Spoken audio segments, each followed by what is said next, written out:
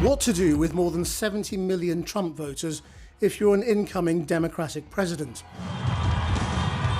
That's one question facing Joe Biden as he prepares to take over the White House in January next year.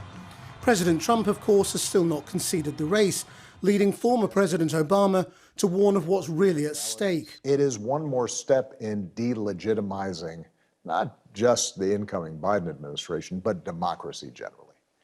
And that's a dangerous path.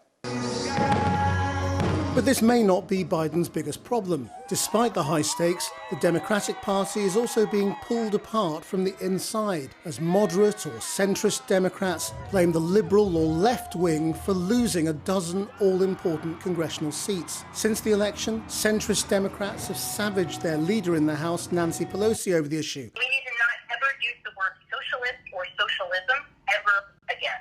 Because while people think it doesn't matter, it does matter. And we lost good members because of that. I'm a savage, yeah. One of the most visible people on the left is Alexandria Ocasio-Cortez, AOC. She admits divisions, but says the Democrats need to focus on fighting the Republicans. You know, as you mentioned, we have a slimmer Democratic majority. It's going to be more important than ever for us to work together and not fight each other. Joe Biden's presidency may well depend on how successful he is bringing his own party together and navigating its competing wings.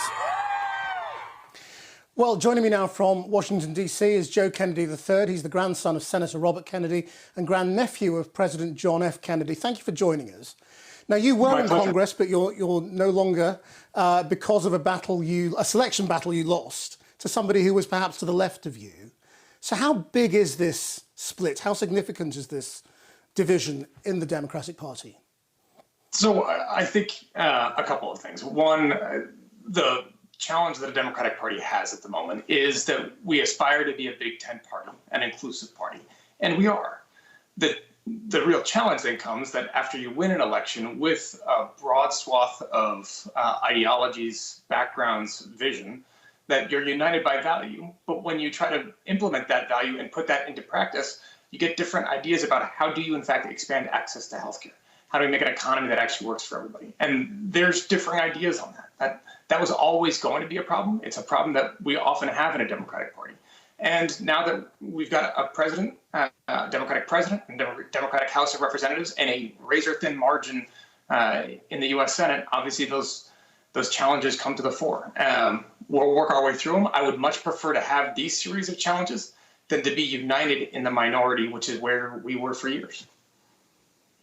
But we know what happens when the left of the Democratic Party don't support the candidate, as happened with Hillary Clinton. You know, they have backed Joe Biden, but as you say, he's going to struggle potentially to get a lot of radical legislation through Congress if he doesn't win a majority in the Senate. So, you know, is there a risk that those people who call themselves progressives or liberals will become disillusioned very quickly? I think the key focus here is the fact that underneath a Democratic Party, you've got actually a unification on the value of what it means to have access to health care for every single American. You've got a unified value around the idea that we need to have an economy that works for everybody. We got a unified value around the idea that climate change exists. And this is actually a thing we have to address, which, believe it or not, is actually earth-shattering for many here in the United States. And so, yeah, there might be some differing ideas on how we get to implement that policy.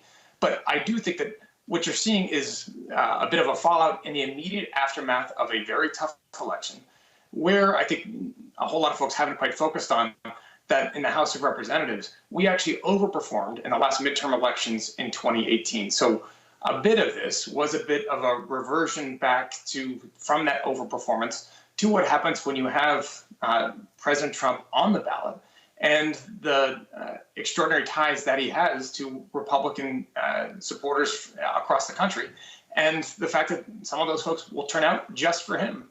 And so while, yes, this election wasn't everything we hoped for as Democrats, if you had told me 4 years ago, after Republicans had the House, the Senate, and the presidency, that we would have Democrats would reclaim the presidency and have a majority in the House and be within striking distance of the majority in the Senate, I'd take that in a heartbeat. Now, in Britain, people are really, very concerned about precisely what the relationship is going to be and how important things like the internal market bill and Brexit are to Joe Biden, and whether, that's going to sort of scupper any kind of trade deal chances with the United States and Britain. What's your view on that?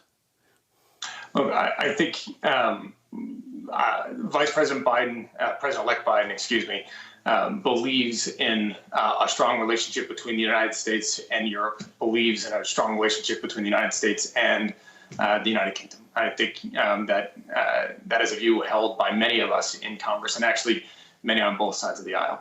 The issue that I would highlight here is that I think has gotten some attention is we have to recognize that in order for a trade deal to be struck between the United States and Britain, it has to be approved by the House of Representatives.